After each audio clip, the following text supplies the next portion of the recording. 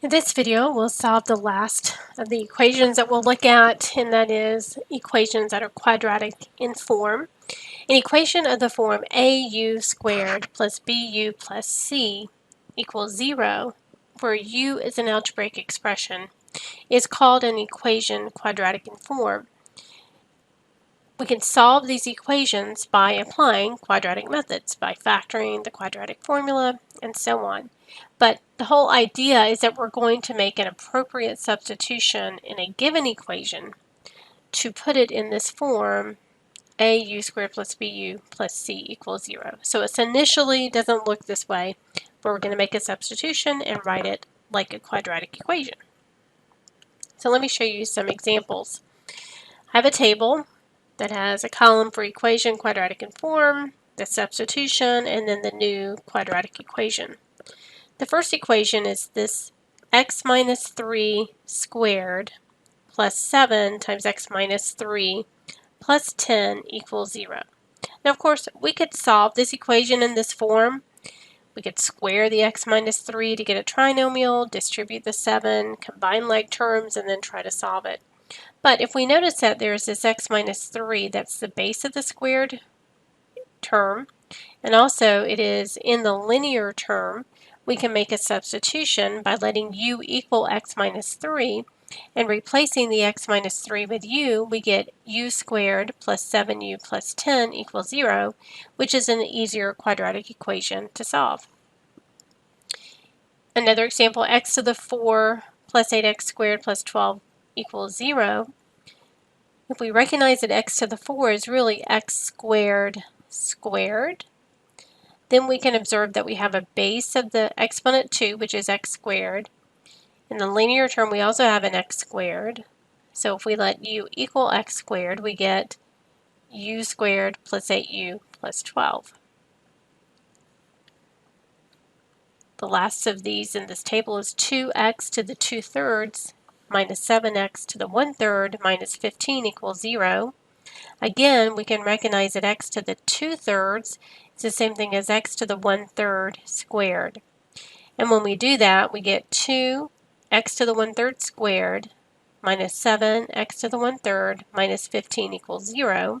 But again, the base of the exponent 2 and the linear factor have this common expression of x to the 1/3. So if we let u equal that, replacing x to the 1/3 with u gives us 2u squared minus 7u minus 15 equals 0. So then we can apply the methods to solving a quadratic equation and then go back to figure out how to solve the original equation. But the key is trying to figure out what is a common base that the quadratic and linear terms share. And then whatever that is what we'll let u equal for our substitution. So let's apply this now to solving equations. The directions will be to solve the equation using substitution. Sometimes I call it u substitution. We have the equation x to the 4 minus 8x squared minus 9 equals 0. I could solve it just like I did with the previous objective in polynomial equations, but let me show you a different method. So if I recognize that x to the 4 is really x squared squared minus 8x squared minus 9 equals 0, I see this common base of x squared in the quadratic and linear term. We will let u equal x squared. Now, replace x squared with u. So now in place of x squared, I'm going to write u squared minus 8 times, well, there's x squared, so I have u minus 9 equals 0. So we've transformed this into an equation that is quadratic, and that's why we called it. The original ones are quadratic in form. Now I can factor. Factors of u squared are u and u. And the factors of negative 9, whose sum is negative 8, would be negative 9 and 1. Setting these factors equal to 0, I get u minus 9 is equal to 0, or u plus 1 is equal to 0. So u is equal to 9, or u is equal to negative 1. Now, the most important part about this process is that those are not the solutions of my equation. In my equation, I'm trying to find the solutions for x. These are the values of u. So what I'll do now is I'll use the fact that u equals x squared and transform these u equal 9 and u equal -1 back into an equation involving x. So u is x squared, so this tells me that x squared is equal to 9, or x squared is equal to -1. I can solve these by applying the square root property. X is equal to plus or minus the square root of 9, or plus or minus 3. Or x is equal to plus or minus the square root of -1, which is plus or minus I. So this polynomial equation has a polynomial of degree 4. We have 4 solutions. Those are I, -3, and 3.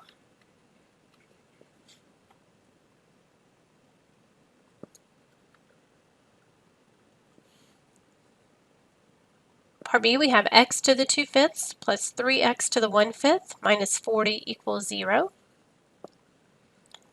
X to the 2/5 is the same thing as x to the 1/5 squared, right? Because I multiply exponents when I raise an exponential expression to another exponent. X to the 1/5 squared plus 3x to the 1/5 minus 40 is equal to 0. So I'm going to highlight, I have this x to the 1/5, x to the 1/5 is my common base. So we will let u equal x to the 1/5. When we replace x to the 1/5 with u, our equation becomes u squared plus 3u minus 40 equals 0. We can solve this equation by factoring. We get u, and the factors of -40, whose sum is 3, would be 8 and -5, so plus 8 and minus 5. We set u plus 8 equal to 0, or u minus 5 equal to 0. Subtracting 8, we get u is equal to -8, and we add 5 to get u is equal to 5. But again, -8 and 5 are not solutions of the equation. They are the solutions of the transformed equation. To go back to u, we have to replace u with x to the 1/5.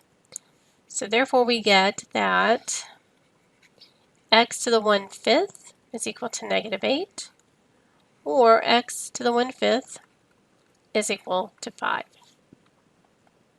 And we just learned how to solve equations with rational exponents. We need to raise each side to the reciprocal of this, which would be 5.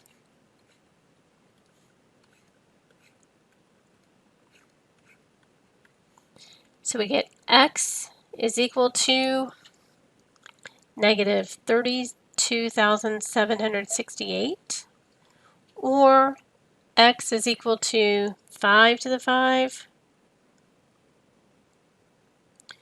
3,125.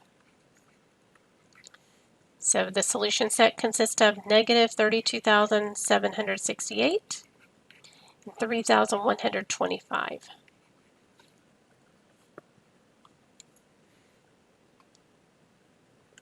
Example C, x plus 8 times the square root of x minus 20 equals 0. This one may be a little bit more difficult to see, but I think it would be helpful if we first rewrite the square root of x as a rational exponent, which is x to the 1/2. Then minus 20 equals 0. And then would you agree that x is the same thing as x to the 1/2 quantity squared plus 8 times x to the 1/2 minus 20 equals 0. Right, because x to the 1/2 squared, we would multiply those exponents to just get x to the 1. So notice that we have this x to the 1/2, that's a common base. And we can let u equal x to the 1/2. Replacing x to the 1/2 with u, we get u squared plus 8u minus 20 equals 0. And then we want to factor by finding the factors of negative 20, whose sum is 8, which would be 10 and negative 2. And so we can set u plus 10 equal to 0, or u minus 2 equal to 0. So u would be equal to negative 10, or u would be equal to 2. And again, those are not the solutions. We've got to transform them back in terms of x. We know that x to the 1/2 is u. Replace u with x to the 1/2, so we get x to the 1/2 is equal to negative 10, or x to the 1/2 is equal to 2. Now remember, this really means that the square root of x is negative 10, but the square root cannot be equal to a negative number, so this one is really a contradiction that we can't solve. But if you didn't observe that, what we could do is we would square each side to get x is equal to 100, or square each side to get x is equal to 4. But then we would have to check our solutions, right? When we have a square root in our equation, we have to check. If we check and plug in 100, 100 plus 8 times the square root of 100 minus 20, is that equal to 0? And this would be 100 plus, well, the square root of 100 is 10 times 8 is 80, minus 20, does that equal 0? No, that's 180 minus 20 is 160, which does not equal 0. So that tells me I have to throw that solution out. Does 4 work?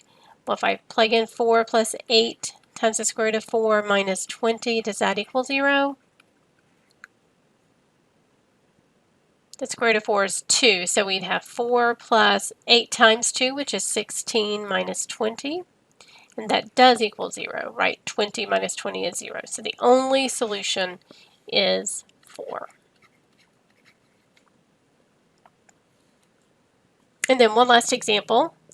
I have 2 times 3x plus 8 squared minus 7 times 3x plus 8 minus 15 equals 0. So we already have this common base of 3x plus 8. We let u equal 3x plus 8. Our equation becomes 2u squared minus 7u minus 15 is equal to 0. And then I would try to factor this. The factors of 2u squared are just 2u and u. And then I need to find the factors of 15, which are 1 and 15 and 3 and 5. And let's see, if I put a 3 in the first position and 5 in the second, 2u times 5 is 10u.